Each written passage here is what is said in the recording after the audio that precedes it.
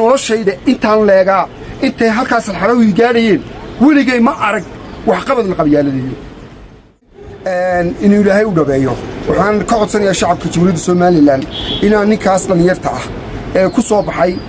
la dagaalanka qabyaaladii subax kale halkan waxaad ku aragtaan dhismayaasha qulka badan leh waa caasimadda guud ee Afrika runtii waxaan rajaynayaa oo aan filayaa oo waliba aad iyo aad ugu hanweynahay oo aan rumaysanahay boqolkiiba mustaqbalka dhow madaxweynaha Cabdikariin Axmed Mooge caasimada Jamhuuriyadda Soomaaliland ee Hargeysa inaysan u ekaan doonto maalmaha dhow marka waxa weeyaan dadkeeda dhistaalkan inaguna waxaan loo baahan yahay farqu reform dhaqdo maayir Cabdikariin Axmed Mooge inaynu runtii waa maayirkii wax qabadka waxaanu inta qabyada ah marka laga reebo wadooyinka quruxda badan ee rooga ah wax qabadka bilowga ah ama muddada kooban ku muujiyay maayir Cabdikariin Axmed Mooge inta qabyada ay u qorshaysan anigu kulay aan xoogaalka ka hay shaqadooda aan ogahay waxa weyn caasimadda Jamhuuriyadda Soomaaliland mustaqbalka dhow maalmaha dhow sanadada dhow si ay u eegtahay caasimadda ugu weyn geeska Afrika ee horumarka ballaaran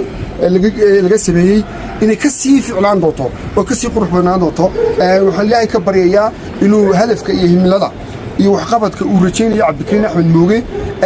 inuu ilaahay u dhabeeyo waxaan ka codsanayaa shacabka Jamhuuriyadda Soomaaliland inaan ninkaas dhalinyarta ah ee ku soo baxay la dagaalanka qabyaaladii qabiilka inaan wax qabadkiisa la qabyaaladeen ma arag Soomaali waliba reer Soomaaliland mooyaane noloshayda intaan leegaa intay halkaas alxarawi gaadhayeen weligay ma arag wax qabad la qabyaaladii subhanallah subhanaka ya cadiim waxaan codsanayaa inaan la qabyaaladeen wax qabadka dadaalka iyo kartida